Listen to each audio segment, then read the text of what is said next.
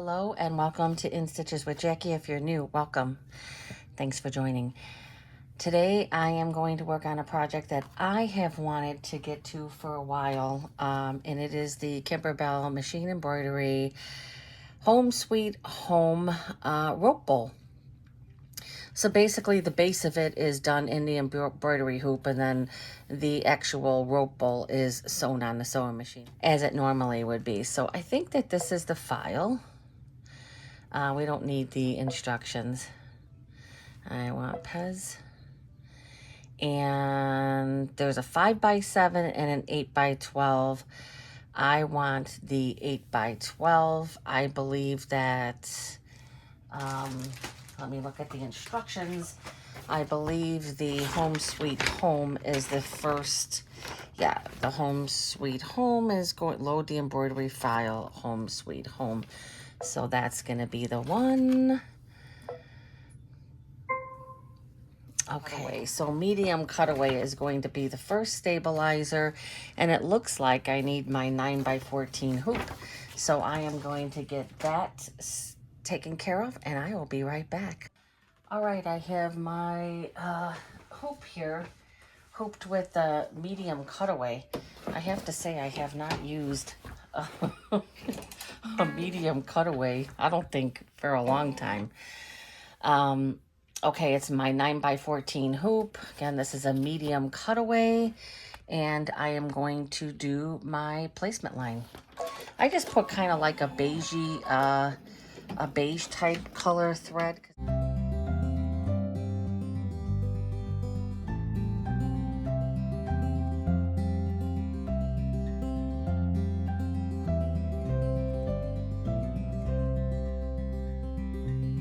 So that was the placement line, and what is next? So placement line, a medium cutaway, load the embroidery design, stitch the bowl. Placement line, place the shape form, the shape form, which is this stuff right here. And I am not going to tape it in place. I'm just going to be mindful of that.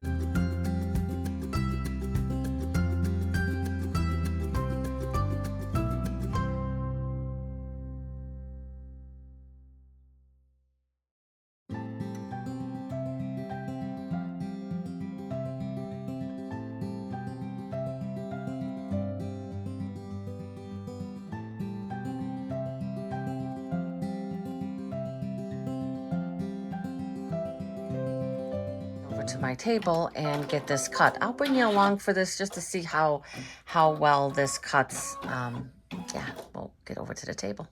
Okay, I have this over at my table. Let me see how this cuts. Yeah, definitely need to kind of take your time cutting this. I don't know where my little snips are, although, oh, here they are.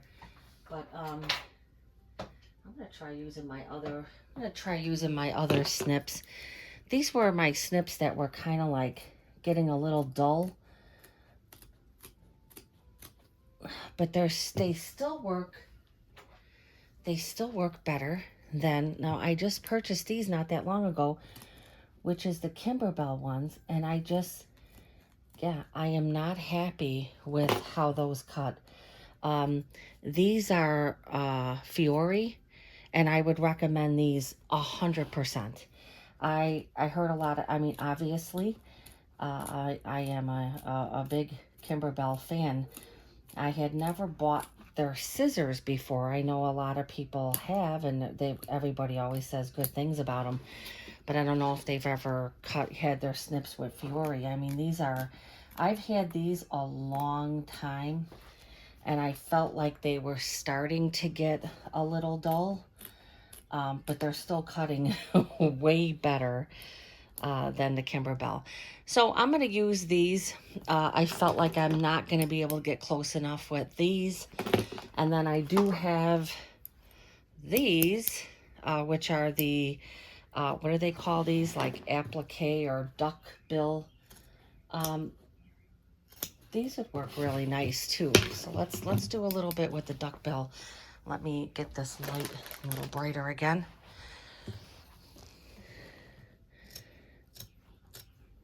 Duckbill cuts this really nice. The only thing is I feel like I don't have, my biggest thing about anything other than the snips is I just feel like with the snips you're able to get as close as possible. But these duckbill are cutting really nice. The thing is I don't have as much control over trying not to cut those stitches. And you could see I'm not getting as close. That's my issue with those. Although they cut very nice, I still now have to go back with these. And when you have to go back and do this, I just feel like then it's a little tougher. This isn't the end of the world. This is something that could be like this, but like I said, it takes longer with these for projects like this because this is thick for these. But you could see it's still cutting, it's still doing a really good job, and it just gets a bit closer. So I can take these now and try to get closer, but chances are it's just more work than it needs to be. So that's why I tend to, even though the duckbill work well, I tend to just want to do this with my snips because I just feel like the snips do the best job at getting as close as possible without cutting all your stitches. You're going to snip a stitch or two. I mean, that's just normal. You could see that part right there is the part that's going to keep bothering me. So I'm going to try here, but this is going to be really hard. And that's why, yeah, I just don't have enough to grab, but I think I'm going to be able to get, yeah, I'm happy with that. I just got that little piece done there. Yeah. My recommendation, the snips. Takes a little longer, but it gets you as close to the line as possible. Second recommended would be the duckbill for this. Just my recommendations. Nothing written in the book on that one. I'm going to go back to the machine. Okay, this is going to be a placement line. I always say that I don't feel like it's a necessary line. Seeing that this is the first time I'm making this, I'm going to go ahead and I'm going to stitch the placement line. I just kind of feel like this placement line can be skipped. However, it can be used for cutting if you're not using, well, you wouldn't be using clear blue tiles on this one anyway, but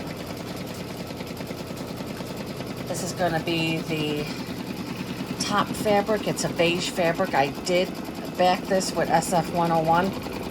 Very, very thin. Very, I mean, this fabric is just shredding everywhere. So I'm not really sure about these solids anymore because they just seem like they shred a lot. So now I'm going to take and I'm going to put this over this. Make sure that that's all on there really good all the way around. Got enough clearance here.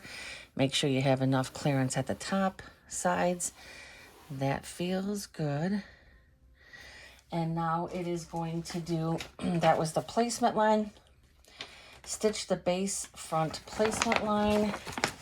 And then step number 10 already says place the base front fabric right side up.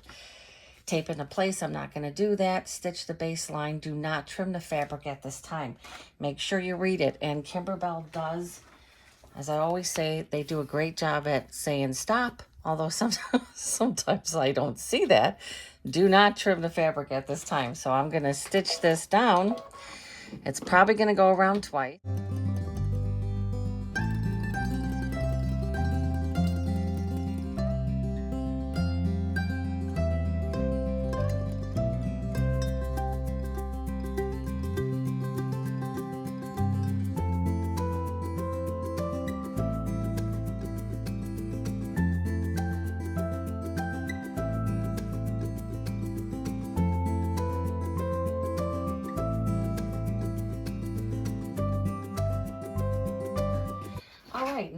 Now I'm getting to the, it's gonna stitch the leaves and sweet. So they're showing kind of like a like this, you know, kind of like a mm, I'm not sure if I like that green, but I do have a green similar to that I do like. So let me find it. That's going to be this color, and I'm not quite sure what the actual color of that is because the sticker came off. This is a glide thread. Let me get this loaded. This is the one I'm going to use. Okay, got that loaded, and now this is going to do the leaves and the suite.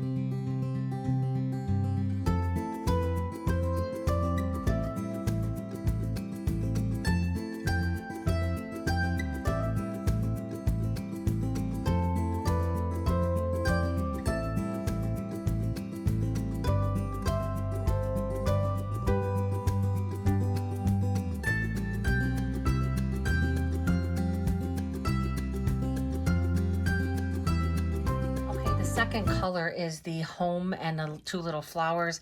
I'm going to use this Hemingworth orange cream. I think it will match nicely. Okay, got my hoop back on here and gonna get this started.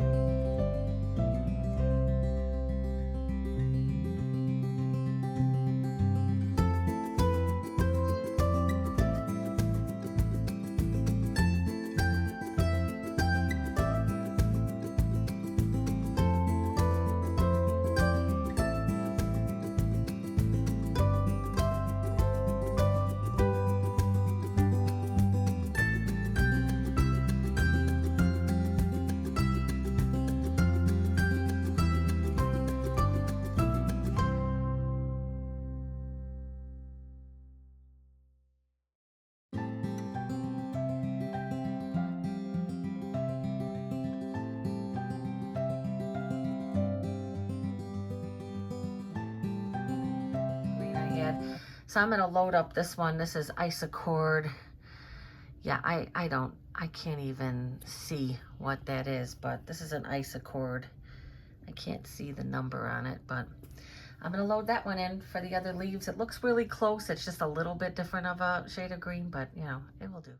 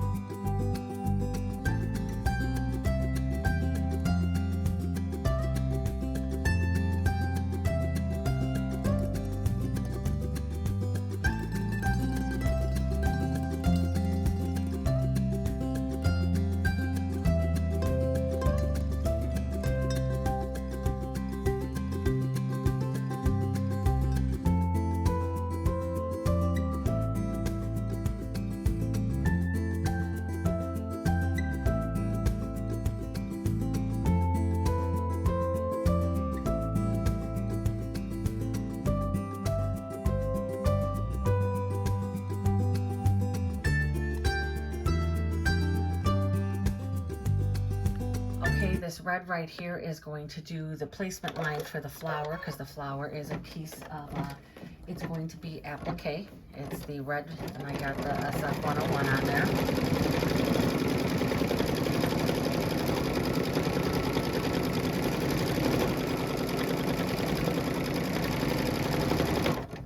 That's my placement line, and this is step number 15. Step number 16 is to put my fabric down. Again, if this is a newer process to you, use a few pieces of tape, hold it in place, but it really doesn't move.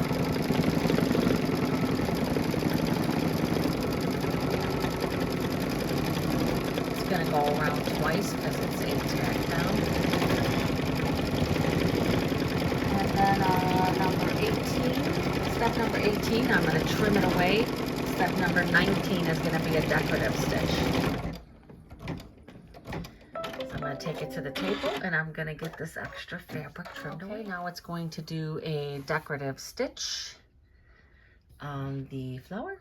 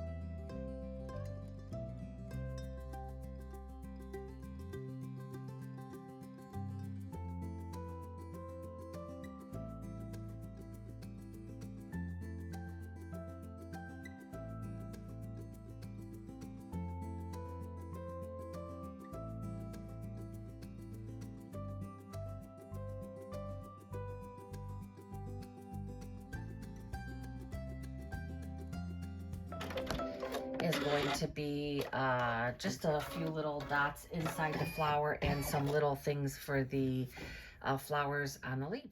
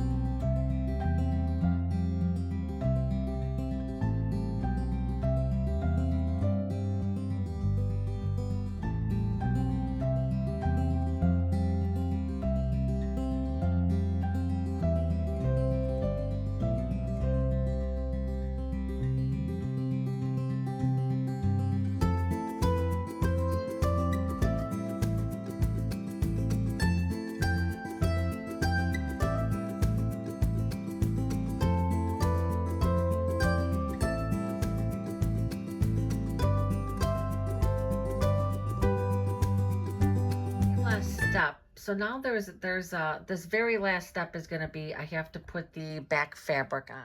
Okay, I am doing this voiceover because originally I took this to my table because it said back fabric. I turned it to the back and put it on the back at first. That was wrong, and I realized that once I got to it, I didn't start stitching it. So this is the two pieces of the backing fabric. They overlap 1 inch in the middle and then taped down the middle to prevent the needle from catching it, and the sides. Now it's just going to do the oval to tack down this backing fabric. Almost did that. See, sometimes I just kind of take for granted that, oh, you know, I just simply read that, you know, I read the back fabric and just assumed that I was putting it on the back of the hoop, and a lot of times that's not the case. My edges would have been raw, and there's no way I would have wanted the raw edges. So I'm going to do this from the front. Oh, yeah, this is not going to be easy. But if you don't have pinking shears, it's suggesting that you do all the notching. So I would just say, if if using pinking shears, take your time. Because this is a lot of layers to go through. And you know, pinking shears are thick. The pair that I have are not, you know, they're basic quality. I wasn't about to spend, you know, $50, $60 on pinking shears, knowing that I, you know, wouldn't be using them very often. And there was somebody who had asked at one time, can you get pinking shears, can you get them sharpened? And I don't think you can. Like, I mean, that's just my opinion, but I'm not sure how you would sharpen these things. Boy, these are a real workout for your hand, for sure. You want to get a little bit of exercise, you're, you know, got a little arthritis or whatever. Whew, that was not easy. And you could see my, all right. So after you do that, that wasn't too bad. It's pretty thick, but that's what you want, right? I mean, I'm gonna cut some of these a little closer, but I think that that's good. Maybe around here where that's really thick. All right, so that is done. I'm gonna hoop again with the light tearaway. I'm gonna load the design, which is just gonna be that. Stitch the base reinforcement, and then you put the shape form, you stitch it, and then you remove it and you trim all the layers to the stitch line. So it's basically what it's doing is it's shaping that piece of shape form. It's all this is doing. It's just being used as a template so that it can stitch the template, and then you can cut it so it can match this, because this is gonna feed into, this piece right here is gonna feed into this once this starts to get turned. I think one side gets turned and then you feed this other piece in there, and it's just for extras to do. And I am going to stitch it's gonna be a placement line to place the shape form.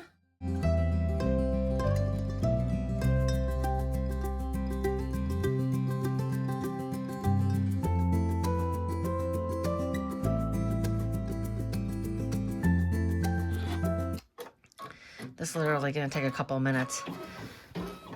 Okay, so I'm just going to put this down. Make sure I have the clearance.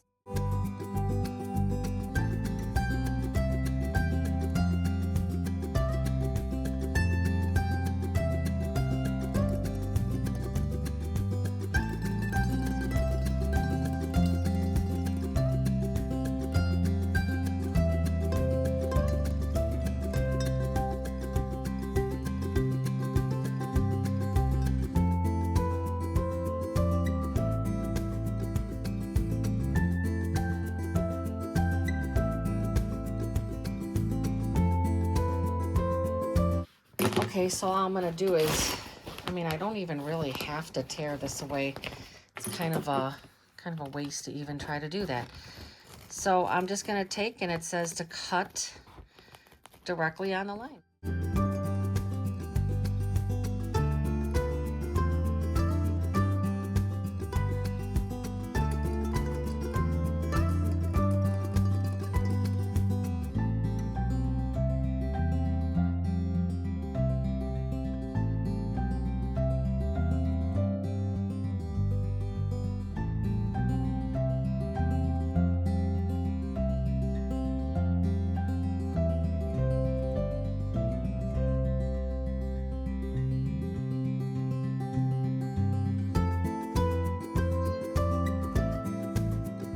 And then, you know, this just comes off.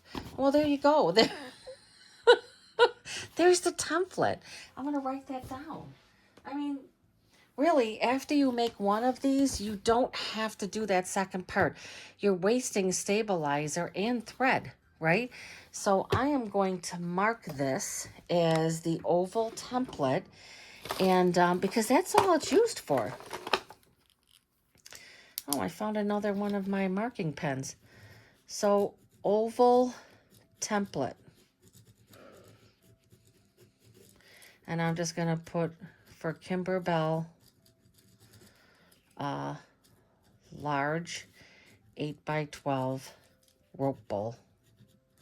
I mean, I don't know if I had to put all of that on there, but I'm just going to put it in my messy drawer here. And there you go. So, if you're going to make more of these, there's no need to do the separate part. Just take that bottom part as the template and you're done. Because, I mean, look at how much stabilizer this actually wasted. So what it says to do is it says to, you're going to turn out one part of this. So for the rope bowl, you're going to turn out one part of it. So seems pretty easy to do. So I'm going to turn one part to the back side like that. Very nice. Very nice. Okay, and then it says insert the base reinforcement piece. So that's exactly what this was created for. It was just the reinforcement piece. But I had a lot of, I mean, this doesn't matter right there. So then it says to put this in. Now, people who I guess made the round bowls, which I never made a round bowl. I guess people who have made the Kimberbell bowls from before said that this is an awesome thing. And then you're going to take and pull out this other one. Pull out this other side. Flip this other side over. Oh, okay, let's get this a little better here. Because this seems like this is wonky. Okay.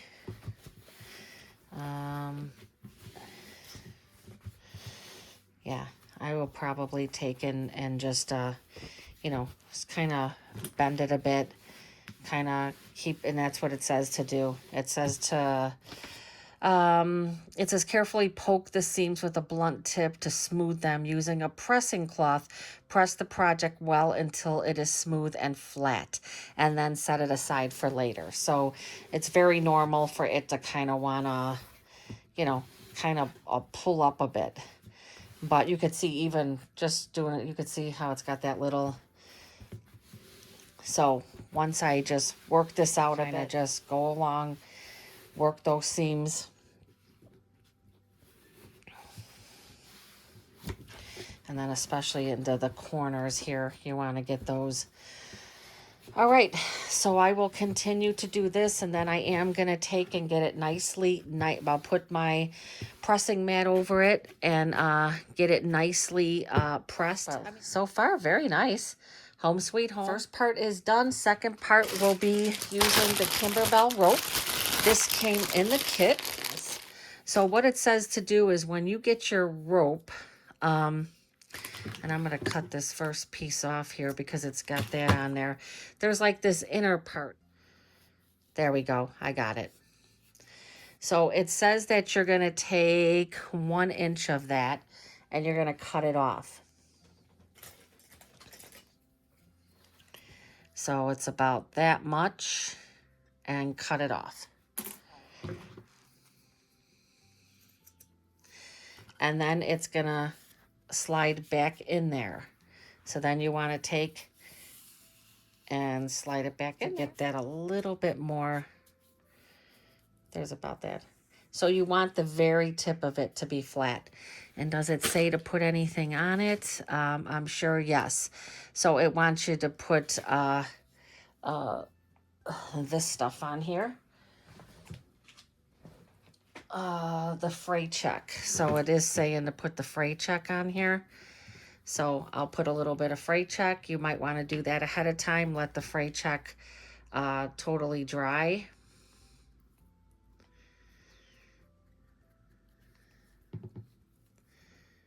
Okay, got that all. So that's going to lay nice and flat, and that's what you need.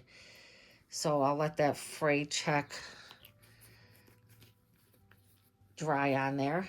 That's what that is. Right side up, and it wants you to mark, and I'll show this when I get to it. Then there's a big caution thing here. Be careful not to tangle your bone. Now they're saying you could use, they're showing a hot glue gun. Okay, now I have marked exactly what Kimberbell says to do. You need to mark the top, the bottom, the left, and the right.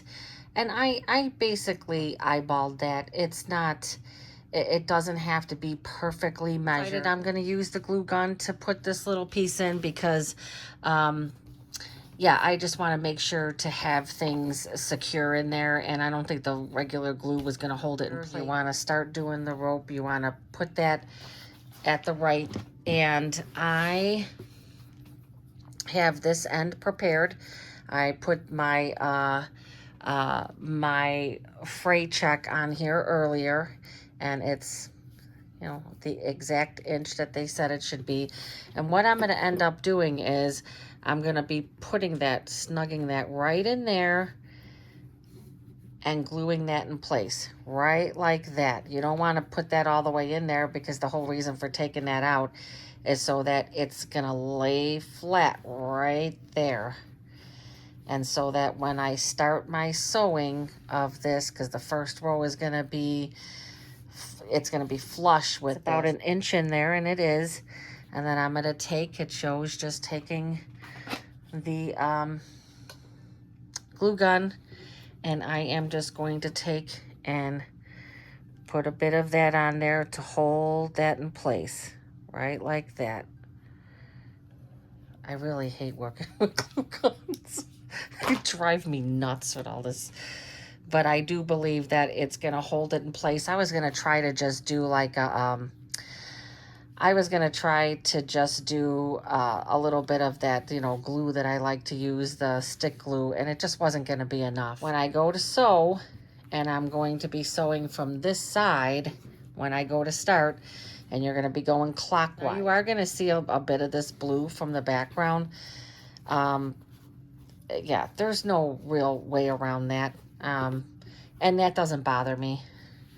So I'm going to let this dry right there. I got that inch there. When I go to sew this, I'm going to start here, and the first row is just going to be flush. And I don't see, turn it right, and you show here, and it shows that it's going clockwise. It does tell you here, set your sewing machine to a wide zigzag, 4.5 millimeters with a long stitch length of 3.0 millimeters. So use your center mark. So this is going to be my center mark. Right here is the center mark. The starting point is from here. So when I get all the way back to here, that's going to be one time around. Once I have one time around, and they give like step-by-step instructions here. Be sure to tip the base as long as you're going around. So once you do that first flat one, then you're gonna start lifting it up a bit. All right, next time I will meet you at the machine, and we will get this. This is gonna be my first time doing this. I have not made a rope bowl before. I can take a picture in my sewing room here, and I have the clothesline rope stuff all, you know, I've got multiple ones because I was going to do this so many times. I really wanted to do the coasters and stuff, and never have. So again, I'm really excited to do this project. And when I come back, I will meet you at the sewing machine. Okay, hello. I am back, still working on the rope bowl. This is what I'm calling part 2. I got the whole first part done. I showed that in a video. I did glue the end of my rope inside the bowl, and now I'm going to start my stitching. So it wants you to use a zigzag. So on my machine, it's 1-10. And then the settings are width of 4.5 and a length of 3. There we go. Also, it says to use the J foot. I am using the J foot, and the J foot has a nice marking. The J foot has a marking in the middle. Let me show. It has this dash right in the middle there, and that's what I'm going to have lined up between the rope and the bowl. I am using Aurifil thread, and I just chose a white, and I did wind my bobbin, so I wanted the weight of the thread to be the same, so I did wind the bobbin. I'm going to try to get this as close as possible, and I will also give the disclaimer that this is the first rope bowl I've ever made. Now this is going to be a little challenging because let me get my rope on the other side of this. Okay, I think that's good. Let me put this down a bit. Let me put that up. So what I'm going to do is start. So what I'm doing is I'm putting this flat, and then now this first go around is just going to be flat. Maybe I could get that better, like that. So that dot right there is where I'm lining up in between. Now it says that you should take a few, stitches. Let me get this back as far as I can. Again, I am lining up that dot. You see right where I'm lining that line up, right in that middle there, because it's a zigzag. So that's going to give me the best coverage of getting that on both of them. So what I'm going to do is I'm going to start off slow here. I'm going to take a few stitches, and then it says to reinforce your stitches. So it says in the beginning and the end to go back. Okay, and now I'm going to stitch forward. Now for this very first one, and again, you can see that blue, but nothing I can do about that. And so I'm just making sure that I am lining that up, that marking with the very middle of where the rope is and the bowl is. See how I'm keeping that right there? Yeah, I'm not crazy about this changing color. So for this first go around, I'm gonna do this nice and just take my time.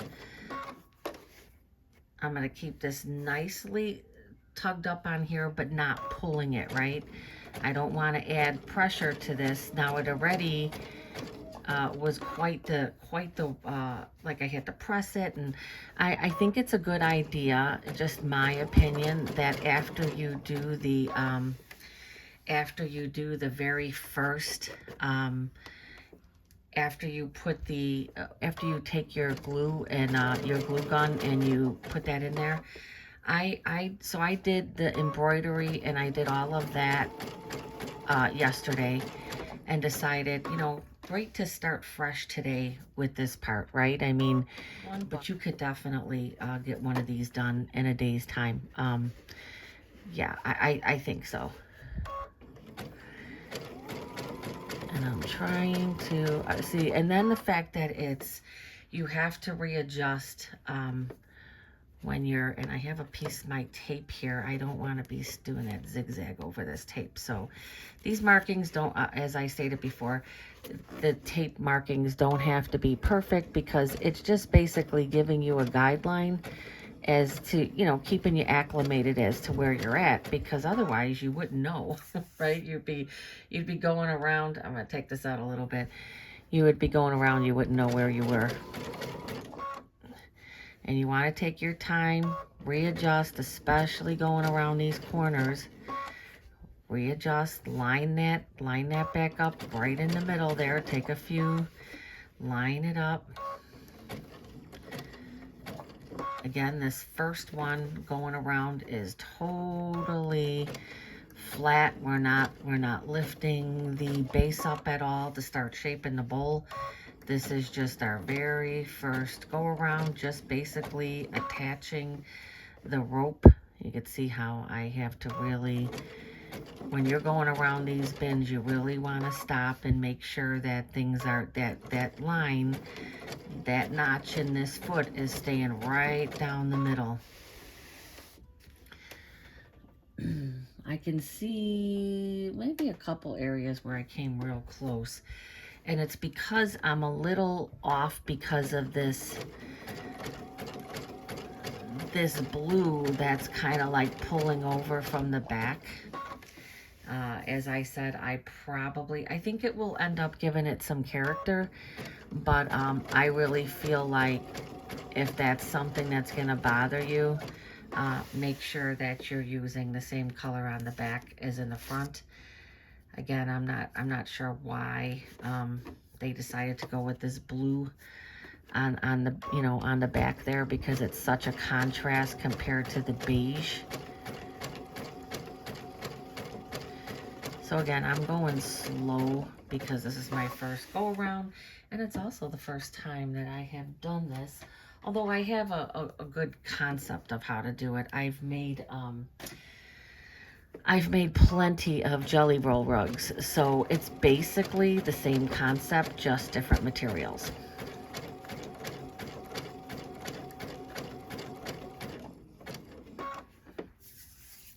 We're almost to the beginning here. Yeah, this foot is really the, you know, a really good foot for this project. See how I'm definitely off there. I might even want to go a couple stitches back just because I waited so long to realign that. Make sure I'm grabbing onto that. There we go.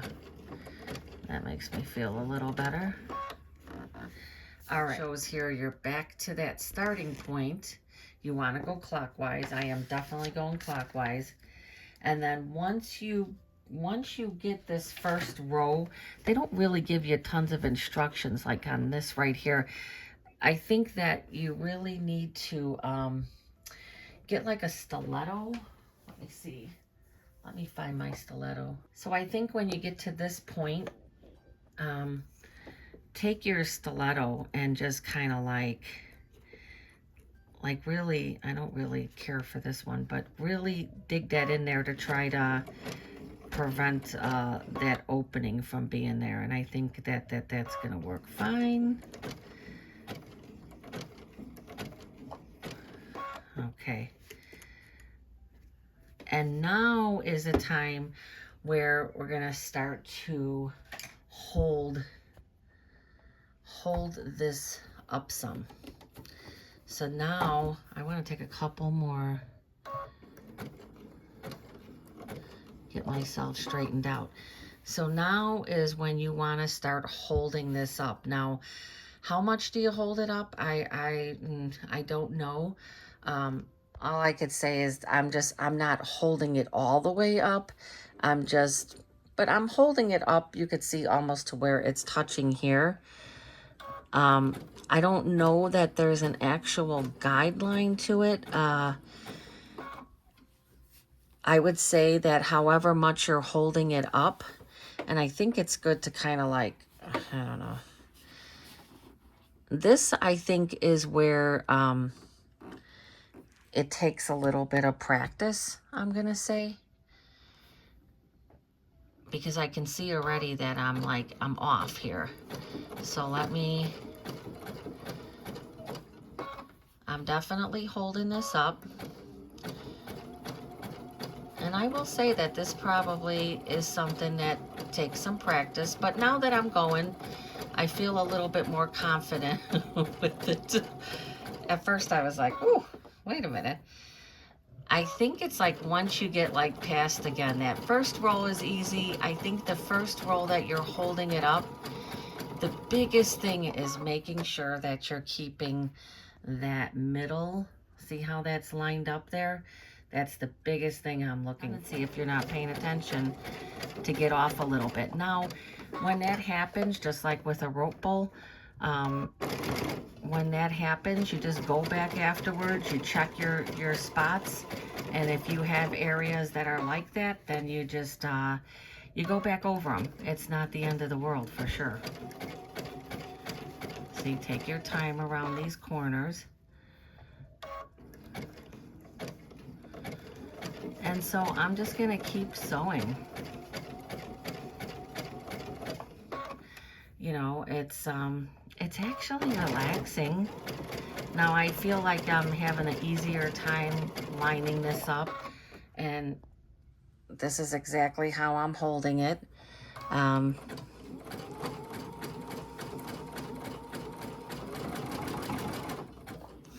And then as you start to feel a little more comfortable or a little more confident, then you can speed up. I say, you know, the straight lines are not so bad.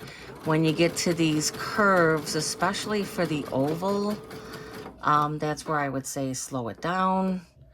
That's, if anything, where I start to get a little off is in this area. So I'm gonna take my time here and just, you know, readjust,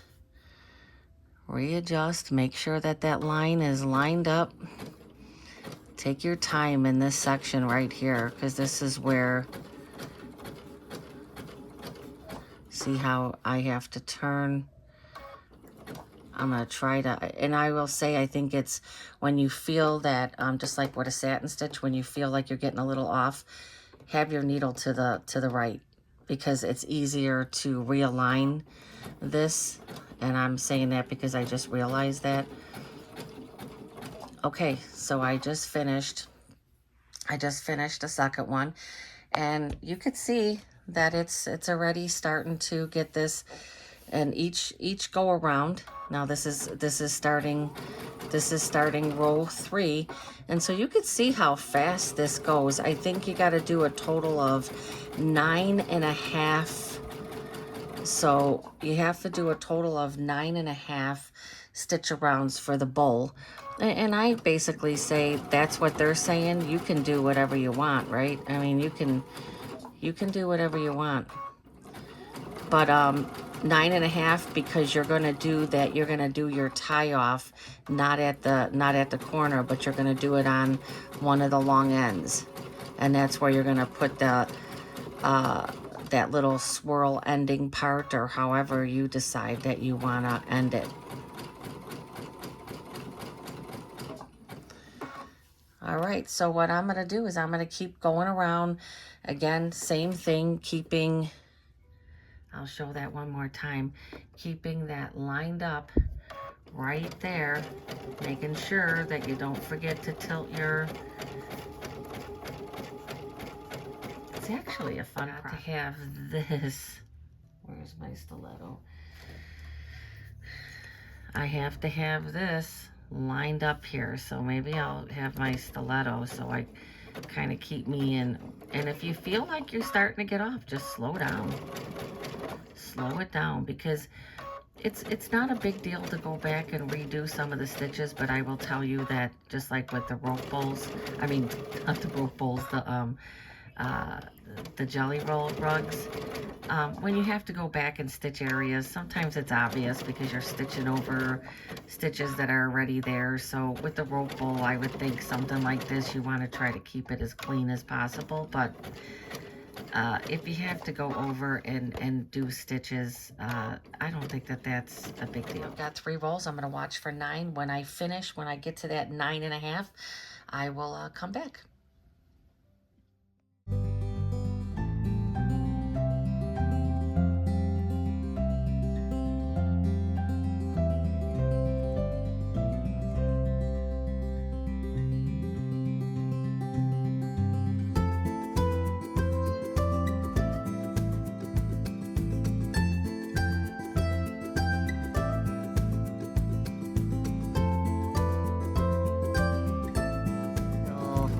I think the kid had said you could make like 2 small ones or 1 large one.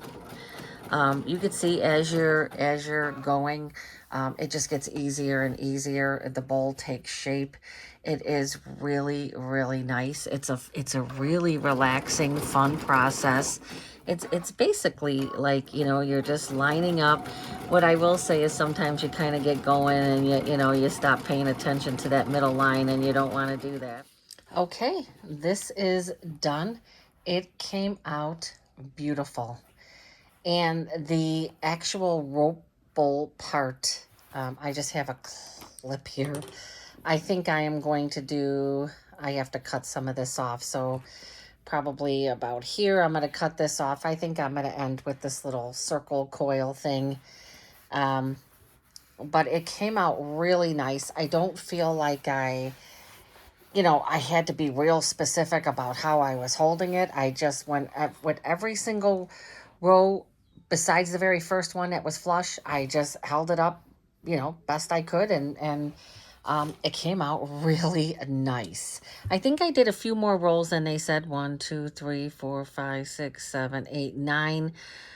So I went like 11 rolls. Now this was a kit, so I was trying to use up all the rope.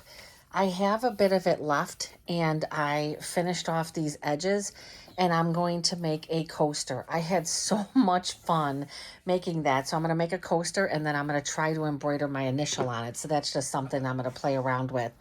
So I'm not going to show how I finished this because I'm not really sure, and it is totally individual. I did stitch up this little leather tag here. And that would just be sewn on the side there. And again, I'm just not sure. It came with this. I'm not going to put that on there. It came with a little tussle. I don't think I'm going to put that. I think that what I'm going to do is I think I'm going to put the tag, and I think I might do the button. It all depends. But this is the button that it came with, or I might find a different button. I definitely want to do the coil, and this is way too long. I have to cut some of that off.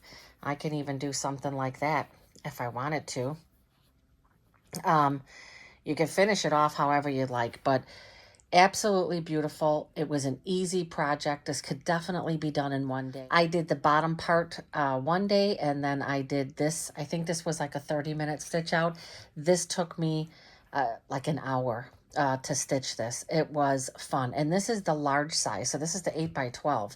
So they also have a 5x7. So I'm going to also make the 5x7 because of course I have additional rope that I purchased. So I think I'm going to make this in the little 5x7, see how that comes out, see how much I like that. But totally recommend this project. If you have not made a rope bowl, but you've kind of considered it, go ahead and do it. The Kimberbell ones are a lot of fun. This is a little bit of the background fabric that I had pointed out before, but I really, in the end, really liked it. Remember, you could put anything in here.